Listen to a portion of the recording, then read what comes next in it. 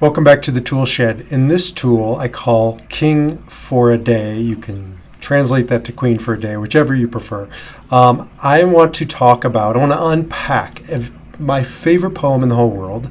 I've built my life around it. I've built my Man Uprising project with men around it.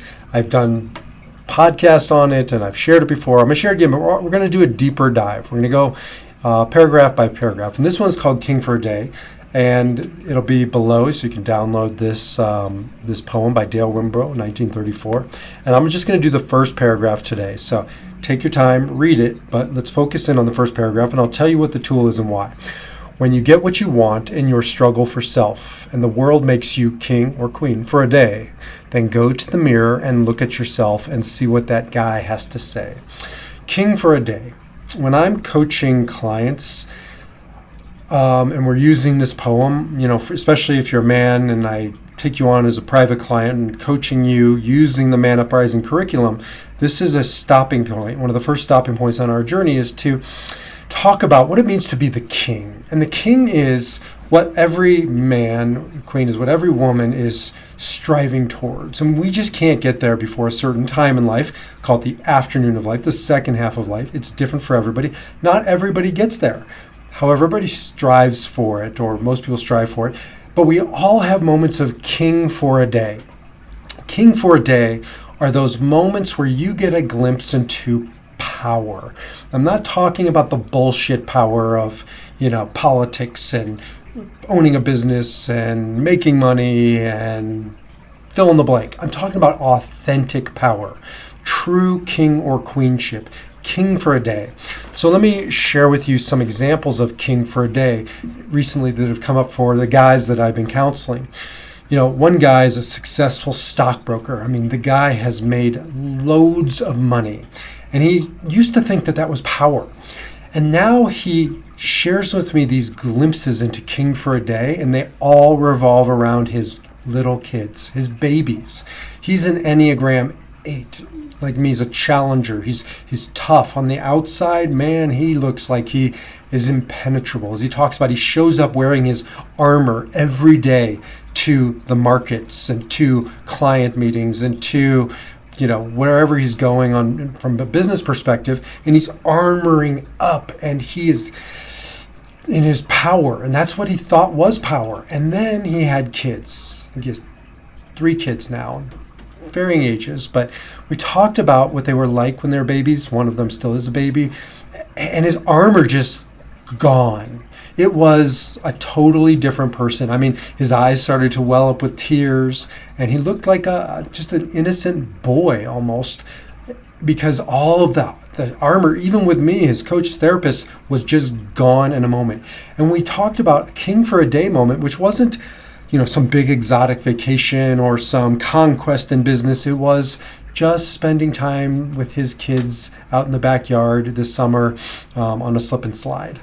And it was so sweet to watch this man who thought he was a king, and he wasn't. He was just a knight fighting, or maybe a prince, become a true king in that moment with pure vulnerability. And there was so much power in that.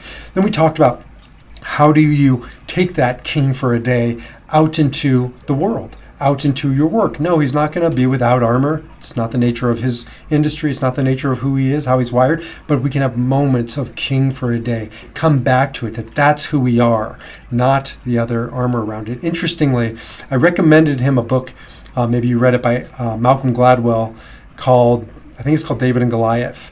And it talks about we imagine Goliath as being the powerful one, the armor, the heavy armor, the spear, the sword, the shield. And then comes along little David, who's just in his sort of, robes, and he's got a sling and a stone. And as you all know, the story turns out, he takes down Goliath with the toss of a stone. Now, Gladwell does a great job of unpacking it, and it's a very sophisticated story, but nonetheless, the powerful one was David, because he wasn't armored up, because he was what you see is what you get, and he walked into the world with true power, brought down Goliath. And we talked about this client of mine, morning of life rules are Goliath rules, and afternoon can be about, can be about David rules. One is about feigned power, faux power, fake power, and the other is about true power, authentic power.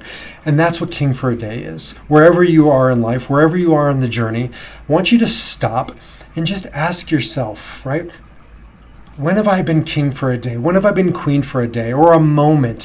When was that time when I could feel, I could taste, I was living and breathing that authentic power, not the bullshit kind in the morning, but the true kind that we're moving towards in the afternoon. I want you to take that moment and seal it up and store it away and draw upon it when you're feeling like you're losing yourself in power, when you feel like you're overly armored up, when you feel like your defenses are how you're leading in your life. I want you to get back into this moment, get back into this idea of king or queen for a day, and you start building upon it. And then it becomes 2 days and 5 days and a year. And pretty soon you're just living like this on a regular basis, but it all begins with returning to this idea of being king or queen for a day. I will see you in the next video. I'll see you in the next tool. And stay tuned as I'll be marching along in this great poem, The Guy in the Glass, as we unpack it and we all live as kings and queens for more than a day.